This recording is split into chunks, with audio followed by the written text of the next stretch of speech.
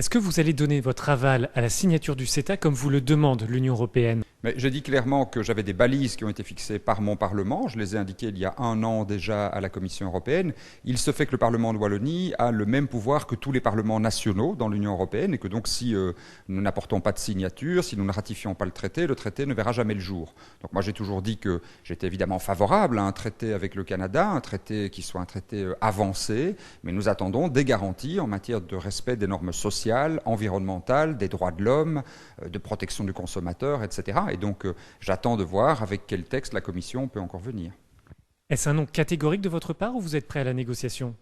J'ai toujours dit que ce n'était pas un refus pur et simple, ce n'était pas un veto. J'ai indiqué à la commissaire Malmström quelles étaient les difficultés que nous avions encore, puisque lundi dernier, la Commission nous a soumis un texte complémentaire, une série de textes complémentaires. Nous les avons examinés, je les ai présentés au Parlement wallon. J'ai indiqué à mon Parlement quelles étaient les avancées. J'ai voulu les saluer et saluer aussi le travail constructif qui avait pu être fait. Mais j'ai indiqué aussi quelles étaient encore les lacunes en matière de protection de notre agriculture, en matière de règlement des règlements d'arbitrage, des techniques d'arbitrage, et aussi comment faire pour s'assurer que seules des entreprises réellement canadiennes, vraiment établies au Canada, qui ont une activité économique réelle au Canada, puissent utiliser le traité et que ce ne soit pas un cheval de Troie pour des multinationales d'autres pays. Est-ce que vous êtes prêt à réouvrir l'ensemble des négociations avec le Canada?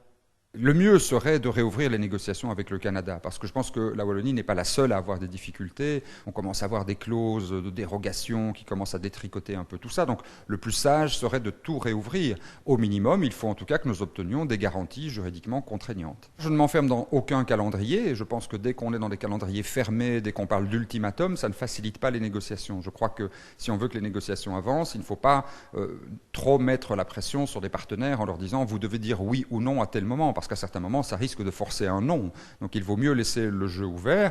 Tout dépend maintenant en termes de temps des propositions qui seront faites. Si on reçoit très rapidement des propositions très constructives, ça peut aller très vite. Sinon, ça prendra plus de temps. Qu'est-ce que ça fait d'être dans le rôle du petit village gaulois qui résiste aux pressions européennes et aux pressions canadiennes? Je ne me sens pas isolé parce que dans les nombreux contacts que j'ai pu avoir avec des homologues d'autres pays, on sent bien que nos préoccupations, elles sont largement partagées. Simplement, il y en a toujours un qui sort du bois, ça arrange les autres. Voilà, ça c'est un jeu classique en diplomatie, mais je sais que les opinions que je défends sont partagées par d'autres pays européens et sont très largement partagées dans la société civile européenne.